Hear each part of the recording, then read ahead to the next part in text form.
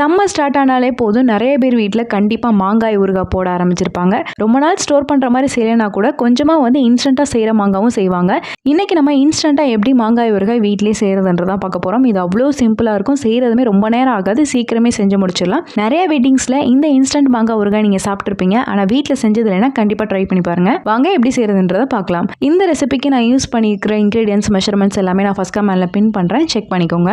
இதுக்கு ஃபர்ஸ்ட் 2 மாங்காய் எடுத்து வச்சுக்கோங்க. அதனால கம்ப்ளீட்டா வாஷ் பண்ணிட்டு நல்லா ஒரு துணியை வச்சு தண்ணி இல்லாம தொடச்சி எடுத்து வச்சுக்கோங்க. தண்ணி கொஞ்சம் கூட இருக்கக்கூடாது. இப்போ மாங்காயை உங்களுக்கு எப்படி பிடிக்குமோ அந்த மாதிரி கட் பண்ணி வச்சுக்கோங்க. நான் வந்து பாத்தீங்கன்னா இந்த மாதிரி நீளமா கட் பண்ணியிருக்கேன். இது நீங்க பொடிசா ஸ்கொயராகவும் கட் பண்ணிக்கலாம், இல்ல துருவிட்டும் ஆட் பண்ணிக்கலாம். அதுக்கப்புறம் இன்னொரு பேன்ல 1/2 டேபிள் ஸ்பூன் அளவுக்கு கடுகு, 1/2 டேபிள் ஸ்பூன் அளவுக்கு வெந்தயம் ஆட் பண்ணிட்டு, வெந்தயம் நல்லா நிறம் மாதிரி வந்த பின்னாடி ஸ்டவ் ஆஃப் பண்ணிட்டு கம்ப்ளீட்டா ஆற வச்சுட்டு இதை ஒரு மிக்ஸி ஜார்ல போட்டு கொஞ்சம் கொரகொரப்பா அரைச்சு எடுத்து வச்சுக்கோங்க. இப்போ இன்னொரு கடாயில 2 ல இருந்து 4 டேபிள் ஸ்பூன் அளவுக்கு நல்லெண்ணெய் ஆட் பண்ணிக்கலாம். அதுக்கப்புறம் 1 டீஸ்பூன் அளவுக்கு கடுகு, கொஞ்சமா கருவேப்பிலை, 2 ல இருந்து 4 வரமிளகாய் ஆட் பண்ணிக்கலாம். அதுக்கப்புறம் 1/4 டீஸ்பூன் அளவுக்கு பெருங்காயத்தூள் ஆட் பண்ணிட்டு தாளிப்பு ரெடி பண்ணிக்கோங்க. இப்போ ஸ்டவ் ஆஃப் பண்ணிட்டு நம்ம ரெடி பண்ணி வச்சிருக்க மாங்காய் ஆட் பண்ணிக்கலாம். ஆட் பண்ணிட்டு நல்லா மிக்ஸ் பண்ணிக்கோங்க. அதுக்கப்புறம் 3 ல இருந்து 4 டீஸ்பூன் அளவுக்கு மிளகாய் தூள் ஆட் பண்ணிக்கலாம். 1/2 டீஸ்பூன் அளவுக்கு மஞ்சள் தூள், 1 டீஸ்பூன்ல இருந்து 2 டீஸ்பூன் அளவுக்கு உப்பு ஆட் பண்ணிக்கோங்க. அதுக்கப்புறம் நம்ம அரைச்சு வச்சிருக்க கடுகு வெந்தய பொடி ஆட் பண்ணிக்கலாம். ஆட் பண்ணிட்டு நல்லா மிக்ஸ் பண்ணிக்கோங்க. இதுல நீங்க இன்னும் கொஞ்சம் ஆயில் ஆட் பண்றதுனா கூட ஆட் பண்ணிக்கலாம். இதை அப்படியே கூட நீங்க சாப்பிடலாம். ஒரே நாள்ல காலி பண்ற மாதிரி இருந்துச்சுன்னா நீங்க அப்படியே வச்சுக்கோங்க. அப்படி நீங்க ஸ்டோர் பண்ணி வைக்கணும்னு நினைச்சீங்கன்னா மேல வந்து இன்னும் கொஞ்சம் நல்லெண்ணெய் வந்து மிதக்கிற மாதிரி வந்து ஆட் பண்ணிக்கோங்க. அப்பனா தான் கெட்டு போகாம இருக்கும். இது வந்து 2 ல இருந்து 3 நாள் வெளியில வச்சா நல்லா இருக்கும். அப்படி நீங்க 1 மாசம் வரைக்கும் ஸ்டோர் பண்ணி வைக்கணும்னு நினைச்சீங்கன்னா இதை வந்து ஃப்ரிட்ஜில் வச்சிட்டீங்கன்னா கெட்டு போகாம இருக்கும். இதை ஒரு ஏர்டைட் கண்டெய்னர்ல ஸ்டோர் பண்ணி வச்சுக்கிட்டீங்கன்னா சூப்பரான மாங்காய் ஊறுகாய் வீட்லயே ரெடி ஆயிரும்.